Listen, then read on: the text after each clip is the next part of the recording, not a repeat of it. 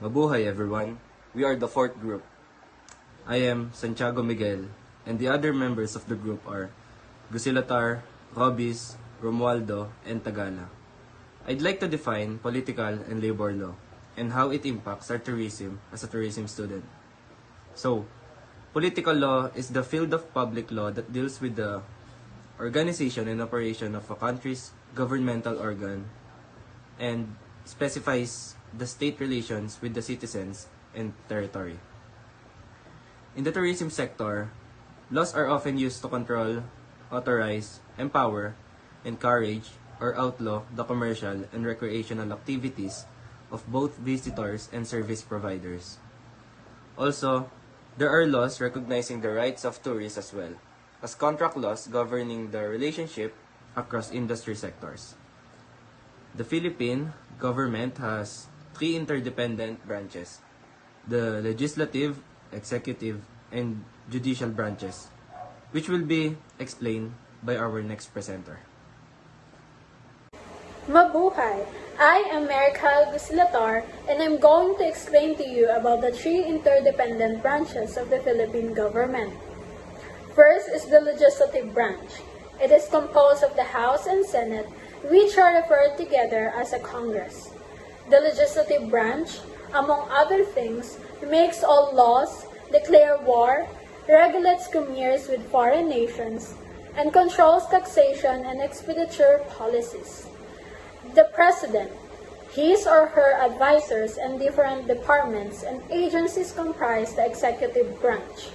This division is in charge of enforcing the laws of the land. The organizations and agencies of the executive branch are Department of Foreign Affairs, Department of Health, Department of Labor and Employment, Department of Tourism, while the judiciary are defined by the Rules of Court of the Philippines, as amended, and the rules and regulations issued by the Supreme Court, administrative affairs, administrative orders, circulars, memoranda circulars, memorandum orders, and OCA circulars are all examples of rules and regulations. For the labor law, it will explain to us by Ms. Robis, and she will provide some example of it. Mabuhay, my name is Patricia May Robis, and I'm here to talk about the Labor Code of the Philippines.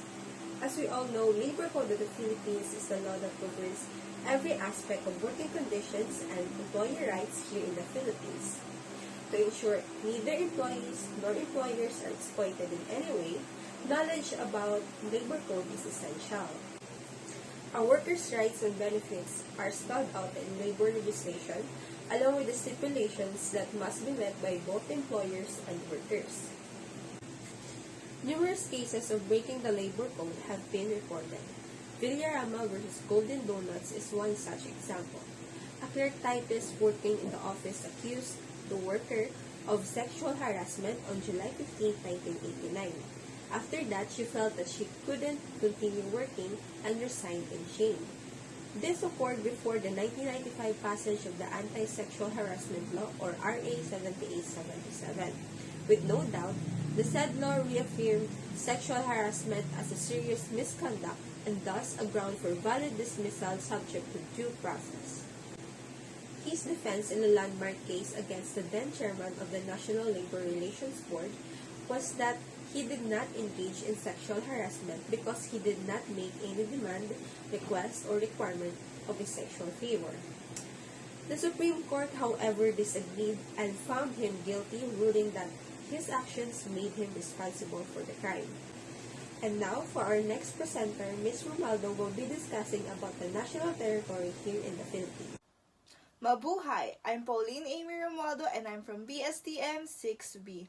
So, the national territory comprises the Philippine archipelago with all the islands and waters embraced therein, and all other territories over which the Philippines has sovereignty or jurisdiction, consisting of its terrestrial, fluvial, and aerial domains, including its territorial sea, the seabed and subsoil, the insular shelves, and other submarine areas. The water around, between, and connecting the islands of the archipelago